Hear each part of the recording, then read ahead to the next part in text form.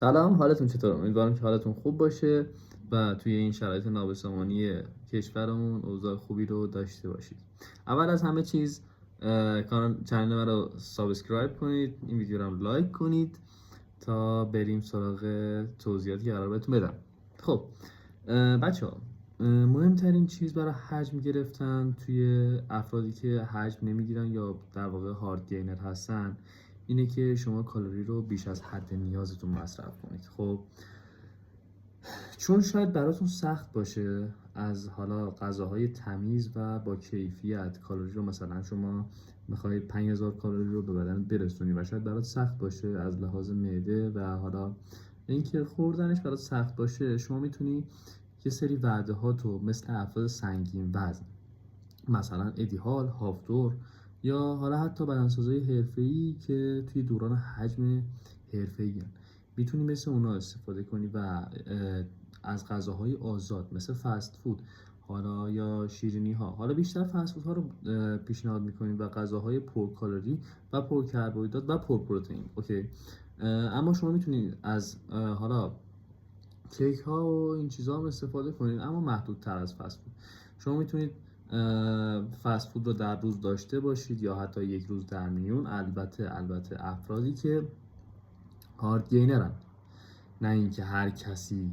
چون یه سری از افراد اگه بخوان اینجوری رژیم بگیرن خیلی زود بدنشون مستعد چرب شدنه و فوری چرب میشن و همش آب و چربی اضافه میکنن. ولی افراد هارد گینر میتونن از این روش استفاده کنن، حتی هر روز فست فود بخورن.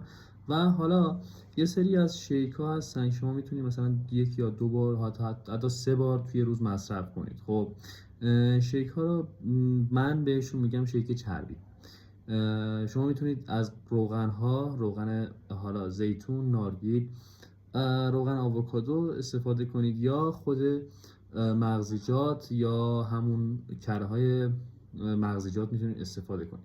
برای مثال یک شیک مورد علاقه من برای شاگردام اینه که بیان از 3 قاشق تا 4 قاشق روغن نارگیل استفاده کنن، یک لیوان شیر، 50 گرم الی 100 گرم جوی پرک، موز، حتی بستنی برای شیرین شدنش و دارچین در کنار هم مصرف کنن و شیکش کنن و بخورن. حالا 1 2 بار حتی 3 بار در روز، هر چقدر که شما معدتون میتونید این غذا رو بخورید. از لحاظ هضمش هم براتون خیلی راحت تره.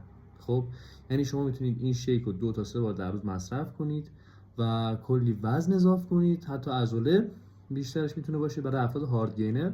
و اینکه فست فود استفاده کنید در روز، حالا برای اینکه کالری مازاد باشه. و دیگه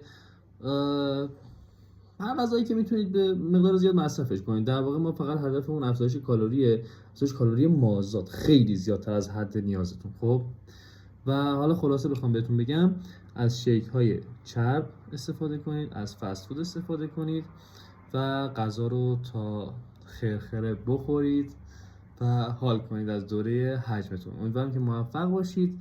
منو سابسکرایب کنید، این ویدیو رو هم لایک کنید. خدا نگهدار.